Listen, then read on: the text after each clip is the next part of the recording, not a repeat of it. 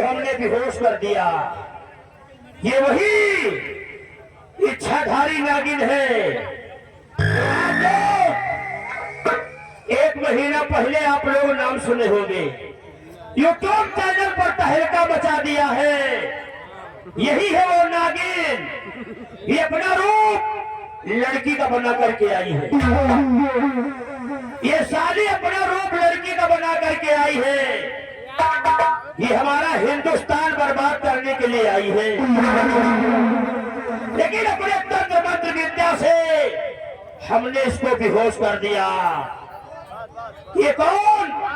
ये लड़की नहीं, ये सारी इच्छाधारी नागिन है। ये वही है लड़की जो इलाहाबाद प्रयागराज कुंभ के मेले में साली माला बेचने आई थी। ये वही लड़की है जिसका नाम है मोनालिसा। लेकिन ये साली अपना रूप एक कन्या का बना करके आई है। इसकी नजरें ये साली कातिल बनकर आई है। बोल हरामजादी बोल, क्या चाहती है? तो क्यों इलाहाबाद प्रयागराज कुंभ के मेले में माला बेचने आई थी? तो छोड़ दे, हम तेरे पति नागराज को छोड़ दे तो हमारा पीछा छोड़ देगी। लेकिन हमने सौगंध खाया है कि जिस समय तेरे पति नागराज को पकड़ूंगा, तेरी नजरों के सामने तेरे पति नागराज की मणि निकालूंगा। बोल हरामजादी बोल, तेरे पति नागराज की जिंदगी प्यारी है या मौत? छोड़ के चला जा चुपचाप। बोल क्या चाहती है? हरामजादी साली तू मुही। बोल कितने हीरो को बर्बाद करेगी यार? केसारी लाल यादव के साथ साली फिल्म बनाने जाएगी। केसारी लाल यादव के साथ फिल्म बनाने जाएगी यार। अब तू केसारी लाल यादव के साथ फिल्म नहीं बनाएगी, अब तू हमारे साथ फिल्म बनाएगी। अब तुझको हम बनाएंगे श्रीदेवी और हम बनेंगे अमरेश पुरी।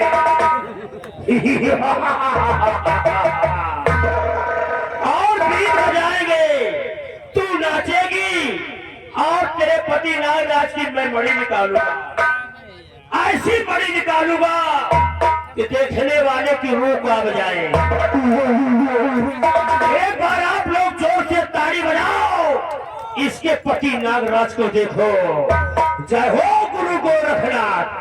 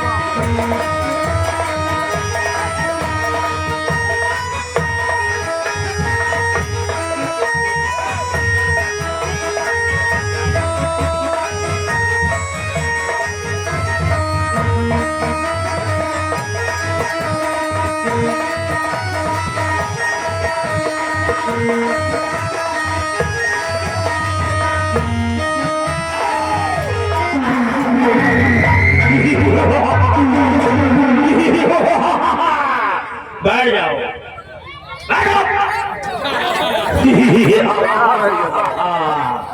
ये जो आप लोग ये नाग नागिन का प्यार देखने जा रहे हैं, ये आप लोग अपने मोबाइल पर देख सकते हैं।